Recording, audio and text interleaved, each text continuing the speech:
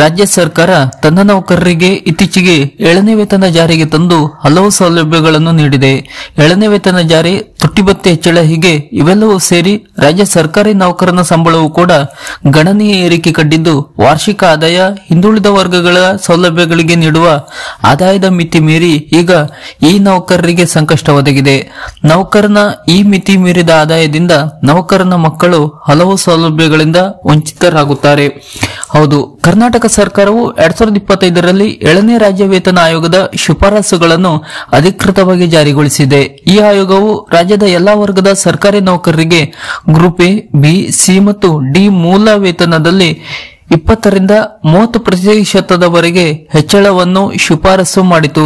ಇದರ ಜೊತೆ ಮನೆ ಬಾಡಿಗೆ ಭತ್ಯೆ, ಪ್ರಯಾಣ ಭತ್ಯೆ, ವೈದ್ಯಕೀಯ ಭತ್ಯೆ ಮತ್ತು ಇತರ ಸೌಲಭ್ಯಗಳು ಏರಿಕೆಯಾಗಿವೆ. ಈ ಹೆಚ್ಚಳದಿಂದ ಸರ್ಕಾರಿ ನೌಕರರ ಜೀವನಮಟ್ಟ ಸುಧಾರಿಸುವ ನಿರೀಕ್ಷೆ ಇದ್ದರೂ ಹಿಂದುಳಿದ ವರ್ಗಗಳಿಗೆ ಸೇರಿದ ನೌಕರರಿಗೆ ಇದು ದ್ವಿಮುಖ ಖಡ್ಗವಾಗಿ ಪರಿಣಮಿಸಿದೆ. ಅಂದರೆ ಹಿಂದುಳಿದ ವರ್ಗಗಳಿಗೆ ಕೆಲವು ಸೌಲಭ್ಯಗಳು ವಂಚಿತರಾಗುವ ಲಕ್ಷಣಗಳು ಕಾಣುತ್ತಿವೆ. ಈ ಸಮಸ್ಯೆಗಳಿಗೆ ಮೂಲ ಕ್ರಿಮಿನಲ್ ಲೇಯರ್ ನಿಯಮ ಮತ್ತು ವಾರ್ಷಿಕ ಆದಾಯದ ಮಿತಿ. ಹೌದು, ಕೇಂದ್ರ ಮತ್ತು ರಾಜ್ಯ ಸರ್ಕಾರಗಳು ಹಿಂದುಳಿದ ವರ್ಗಗಳಿಗೆ ಶೈಕ್ಷಣಿಕ ಮತ್ತು ಉದ್ಯೋಗ ಕ್ಷೇತ್ರದಲ್ಲಿ ಮೀಸಲಾತಿಯನ್ನು ನೀಡುತ್ತವೆ. ಆದರೆ ಈ ಮೀಸಲಾತಿಯು ಕೇವಲ ಆರ್ಥಿಕವಾಗಿ ಹಿಂದುಳಿದಿರುವ ಕುಟುಂಬಗಳಿಗೆ ಮಾತ್ರ ಅನ್ವಯಿಸುತ್ತದೆ. ಇದಕ್ಕಾಗಿ ಕ್ರಿಮಿನಲ್ ಲೇಯರ್ ಅಂದರೆ ಕೆನೆಪದರ ನಿಯಮ ಜಾರಿಯಲ್ಲಿದ್ದು, ಪೋಷಕರ ವಾರ್ಷಿಕ ಆದಾಯ 8 ಲಕ್ಷಕ್ಕಿಂತ ಹೆಚ್ಚಿದ್ದರೆ ಅವರ ಮಕ್ಕಳು ಮೀಸಲಾತಿ ಸೌಲಭ್ಯಕ್ಕೆ ಅರ್ಹರಾಗಿರುವುದಿಲ್ಲ.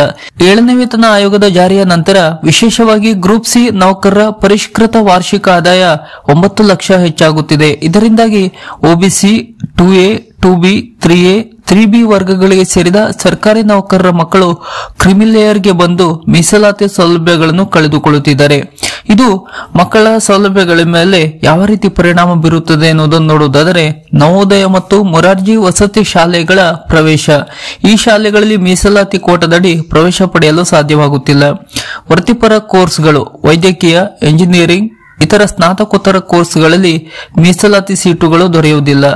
ಸರ್ಕಾರಿ ಉದ್ಯೋಗಗಳು, ಕೆಇಎ, ಕೆಪಿಎಸ್ಸಿ, ಎಸ್ಎಸ್ಸಿ ಮುಂತಾದ ಸ್ಪರ್ಧಾತ್ಮಕ ಪರೀಕ್ಷೆಗಳಲ್ಲಿ ಮೀಸಲಾತಿ ಸೌಲಭ್ಯವಿಲ್ಲದೆ ಸಾಮಾನ್ಯ ವರ್ಗದೊಂದಿಗೆ ನೇರ ಪೈಪೋಟಿ ಎದುರಿಸಬೇಕಿದೆ. ಇನ್ನು ಆರ್ಥಿಕ ಹೊರೆ, ಖಾಸಗಿ ಶಿಕ್ಷಣ ಸಂಸ್ಥೆಗಳಲ್ಲಿ ಉನ್ನತ ಶುಲ್ಕ ಪಾವತಿಸಬೇಕಾಗುತ್ತದೆ. 2013ರಲ್ಲಿ ಸಿದ್ದರಾಮಯ್ಯ ಅವರು ಮೊದಲ ಬಾರಿಗೆ ಮುಖ್ಯಮಂತ್ರಿಯಾಗಿದ್ದಾಗ ಒಬಿಸಿ ಕ್ರಿಮಿನಲ್ ಲೇಯರ್ ಆದಾಯ ಮಿತಿಯನ್ನು 6 ಲಕ್ಷದಿಂದ 8 ಲಕ್ಷಕ್ಕೆ ಏರಿಸಿದರು. 2018ರಲ್ಲಿ ಹಿಂದುಳಿದ ವರ್ಗಗಳ ಕಲ್ಯಾಣ ಇಲಾಖೆಯು ಈ ಮಿತಿಯನ್ನು ದೃಢಪಡಿಸಿತು. ಆದರೆ 2025ರ ವೇತನ ಹೆಚ್ಚಳದ ನಂತರ ಈ ಮಿತಿ ಪ್ರಸ್ತುತ ಪರಿಸ್ಥಿತಿಗೆ ಸರಿ ಹೊಂದದಂತಾಗಿದೆ. ಇದಕ್ಕೆ ಪರಿಹಾರಗಳನ್ನು ನೋಡುವುದಾದರೆ ಆದಾಯ ಮಿತಿ ಏರಿಕೆ ಮಾಡಬೇಕು. 8 ಲಕ್ಷವನ್ನು 15 ಲಕ್ಷ ಅಥವಾ 18 ಲಕ್ಷಕ್ಕೆ ಏರಿಸುವುದು. ಸಚಿವ ಸಂಪುಟದಲ್ಲಿ ಈ ಬಗ್ಗೆ ಚರ್ಚೆ ನಡೆಯುವ ಸಾಧ್ಯತೆ ಇದೆ. ರಾಜ್ಯ ಸಚಿವ ಸಂಪುಟ ಸಭೆಯಲ್ಲಿ ಈ ವಿಷಯವನ್ನು ಚರ್ಚಿಸಿ ಅನುಮೋದನೆ ಪಡೆಯಬಹುದು. ಹೊಸ ಆದೇಶ ಹೊರಡಿಸಿ ಮಿತಿಯನ್ನು ಪರಿಷ್ಕರಿಸುವುದು. ಹೊಸ ವೇತನದಡಿ ಆದಾಯ ಲೆಕ್ಕ ಹಾಕದೆ ಹಳೆಯ ಮಿತಿಯನ್ನು ತಾತ್ಕಾಲಿಕವಾಗಿ ಮುಂದುವರಿಸುವುದು ಇದಕ್ಕೆ ಸದ್ಯ ಇರುವ ಪರಿಹಾರಗಳು. ಇನ್ನು ಮುಖ್ಯಮಂತ್ರಿ ಸಿದ್ದರಾಮಯ್ಯ ಅವರು ಈ ಸಮಸ್ಯೆ ಬಗ್ಗೆ ಸಂವೇದನಾಶೀಲರಾಗಿದ್ದು, ಶೀಘ್ರದಲ್ಲೇ ಸಚಿವ ಸಂಪುಟದಲ್ಲಿ ಚರ್ಚಿಸಿ ನಿರ್ಧಾರ ಕೈಗೊಳ್ಳುವ ಸಾಧ್ಯತೆ ಇದೆ. ನೌಕರರ ಸಂಘಟನೆಗಳು ಮತ್ತು ಒಬಿಸಿ ಸಮುದಾಯದ ನೌಕರರು ಈ ಕುರಿತು ನಿರಂತರ ಒತ್ತಡವನ್ನು ಸರ್ಕಾರದ ಮೇಲೆ ತರುತ್ತಿದ್ದಾರೆ.